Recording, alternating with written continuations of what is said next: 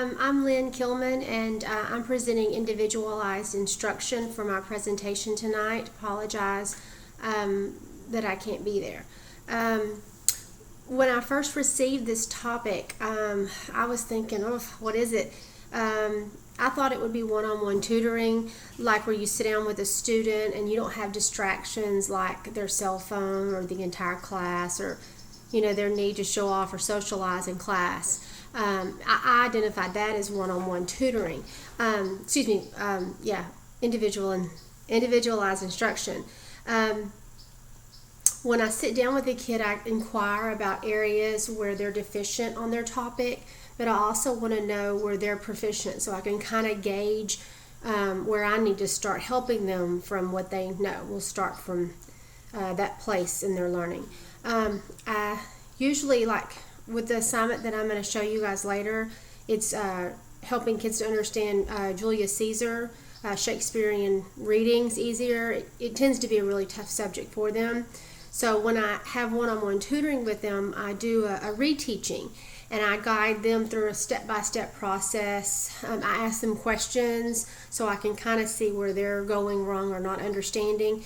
I always model how I arrive at the appropriate result, but it's vital to show for the student to show you how they arrive at the result that they're arriving at, so that you can again better help them, equip them on how to determine what it is that they aren't learning. Also, it's important to know that whenever you're doing individualized instruction, as far as one-on-one tutoring goes, you don't need to be giving them the answers. You help them up until the point where the answer is discovered so that you can kind of guide them. But giving them answers benefits no one, especially them. So basically, I show them the steps, and then I have them show me the steps. Usually I teach writing, and so that's a good writing is a good example of how you can sort of model and then have the student model for you. You can put them in groups really easily, but it's easy to help in an individual capacity when it comes to teaching writing or complicated literature like Shakespeare. I have uploaded my handout on the doc share on the e-college. It looks like this, so I don't know if everybody was able to make a copy. If not, that's fine. You can go look at it later. But it gives you a definition of individualized instruction after I started doing more research on what else is individualized instruction. One of the things that I really kind of identified with is that it promotes getting to know students in a day-to-day interaction. It teaches students how to learn. And also it helps if you know a student's instructional learning and their intellectual functioning before you really start individualizing their instruction or the lessons or what's expected of them, because it's hard to tutor someone when you don't know them at all. You have to take time to get to know the student and know how they learn, and that will better them and you in the process. So I liked that part of the definition of individualized instruction, and that was referenced by Wilma, and I have that in the back of my references are in the back of my handout as well. Like I said, I am going to show you the method, different methods for individualizing instruction with William Shakespeare's Julius Caesar later during the class. It'll be a part 2. But I wanted to look at other forms of individualized instruction using the handout that I uploaded. At the very top where it's identified as individualized instruction, it also gives you sort of other ways that you'll see individualized instruction I can't even think, sorry. In regular school, we have to do individualized education plans, and that's for usually kids that are special ed. And so we meet sometimes twice a year, usually once a year, and we determine how best to help that kid with modifications or accommodations depending on what kind of learning disability they have. Another way we individualize learning is through ability grouping, and that's like honors programs, of gifted and talented whenever they're in the younger grades. We now do a lot of intervention with kids who are struggling to graduate. Sometimes that's after school, sometimes that's one of their elective classes or one of their free periods. Intra-class subgrouping is when you partner kids inside the class or you put them in certain groups, but remember not to leave them in the same group all of the time, or they become too dependent on, the smart kid in the group and they don't do enough for themselves. Project method I'll go over later, and then independent study is usually an elective that we have. Also, it's in college too. You can do independent study in a college class, especially when you're getting your doctorate. Peer tutoring is something that's very effective. Sometimes they just need someone else to show them another way of looking at a problem, and then the students end up benefiting from that. Programmed instruction is computer-based program, and there's been a big push for that in public schools. I don't know how effective programmed instruction is. Of course, if they're selling that program, whatever it is, they give you all the hype that's involved in why their program is better than the next. But I think it's supplemental. It helps, but I think again, you have to look at each student and decide where their weaknesses are, and then assign them, lessons within the computerized program to really benefit them. And then if they're not, all in, trying to learn, working hard, motivated, I don't know how effective that would be if they're just clicking buttons. So, I think that there's pros and cons to the computer-based programs. And then the last one on that list is non-graded programs, and I've done that in the past with kids. During the school year, we do like a Saturday school, but it's not for punishment. It's just, an extended day or extended week program, and we provide them with food and kind of some fun, and we make it a little bit different than the everyday classes, but we still cover objectives that they need in order to pass that class, or to pass a state-mandated test, or to graduate. It's another school day for them, but it does help them when they're the type of kid who needs a little bit extra boost, or they need more one-on-one than a class of 25 can give them. Also, I know that in college, let's say that you're labeled special ed, or you are like a 504 student who doesn't qualify for special ed, but they have some sort of disability that allows them to receive extra modifications. I know that when they get to college, one of the things that they can do is they can get note-taking assistance, they can early register, they can do small group testing even in the college arena. They can also have special tutoring or learning labs specifically devoted for just a smaller group of kids. So, a lot of the individualized instruction is it's rolling over into the college days, where in the past I don't know how much or how many kids with learning disabilities were able to go to college. So that is something that's new. At the very bottom, another way that I have noticed in research that people identify individualized instruction is through they call it personalized learning. That's the name for it, and it's at the very bottom of my page 1 of my handout. And really what it is a diverse variety of educational programs, and the main thing that they want to do is address the distinct learning needs, interests, aspirations, and also cultural backgrounds of individual learners. Especially with kids whose language, their first language is in English, they need a little bit extra help in order to catch up for all the years that they missed. When I guess Americans were learning English and they were learning another language, they need a little bit extra help as well. And on that list of what it would look like in a school setting, I have several, but like teaming is one of them. And if you're in a really large school, like in Dallas or Houston or those areas, it works well in that kind of school setting. Let's say that you take 100 kids who are in 5th grade or 8th grade, and then they all get the same 4 core teachers for math, science, history, and English. And so they travel together for the most part throughout the day, but those same 4 teachers know them, and so they're kind of grouped up in a team, and usually it's identified with a color or they give the team a name or some sort of mascot. And so that helps when you're dealing with, large groups of kids. We can just have like a mini school, and that would be individualized or personalized learning. Theme-based academies, those are usually upper level, and that's when we have like academies within a large school, like a science and engineering academy. We see informational and technology academies, or I've seen schools where they have like health and social services, where some kids can get like associate's degrees. They can work toward a specific degree while they're even in high school.